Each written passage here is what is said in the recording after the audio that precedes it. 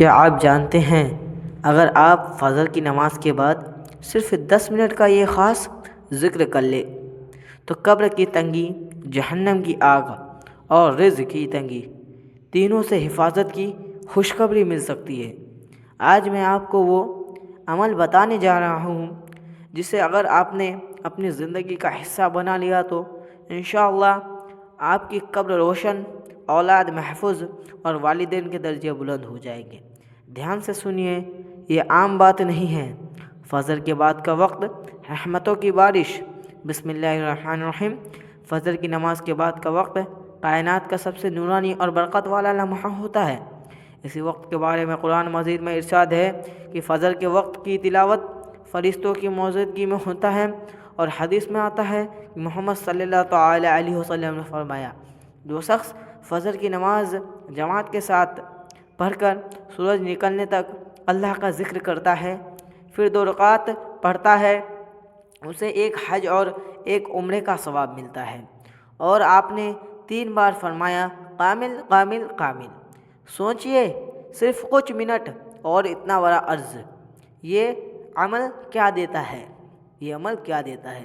اگر آپ فجر کے بعد یہ مقدس کلمہ پڑھیں، سبحان اللہ والحمد للہ ولا الہ الا اللہ واللہ اکبر ولا حول ولا قوۃ الا باللہ العلی العظیم، تو انشاءاللہ قبر کی تنگی آسان ہو جاتی ہے۔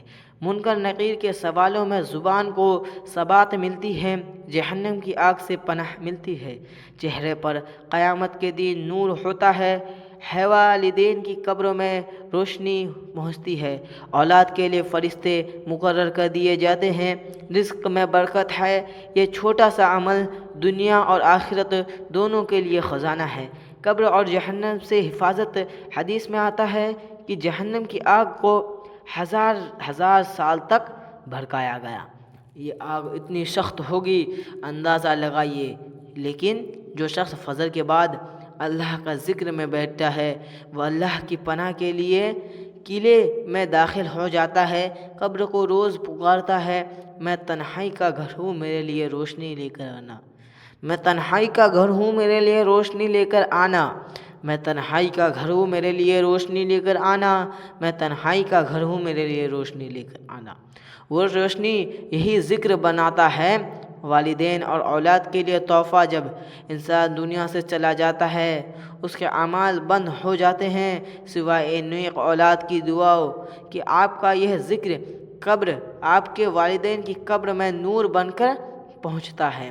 اور ماں باپ فجر کے بعد یہ عمل کرتے ہیں، اللہ ان کی اولاد کی حفاظت خود فرماتا ہے۔ پورا طریقہ دھیان سے نوٹ کر لے۔ کیا کر لے؟ پورا طریقہ کو دھیان سے نوٹ کر لے، کیونکہ بعد میں آپ کو کہیں ڈھونڈنے کی توفیق نہ ہو، اور یہ اس ویڈیو کو سیو بھی کر لے۔ فجر کی نماز کے بعد اپنی جگہ بیٹھے رہیں، 7 بار درود ابراہیم 7 بار درود ابراہیم پڑھیں، 3 بار پڑھیں یا غفار یا ستارو بتایا گیا کلمہ کم سے کم 3 بار، بہتر 100 بار استغفر اللہ ربی، استغفر اللہ ربی، آخر میں 7 بار درود اور دعا۔ پھر ہاتھ اٹھا کر دعا کرے، یا اللہ ہمارے گناہ معاف کر دے، ہمارے مرحومین کے قبر میں جنت کا باغ بنا، ہمارے اولاد کو نیک بنا، ہمارے جہنم کی آگ سے پناہ دے، اور حلال رزق میں برکت عطا فرما۔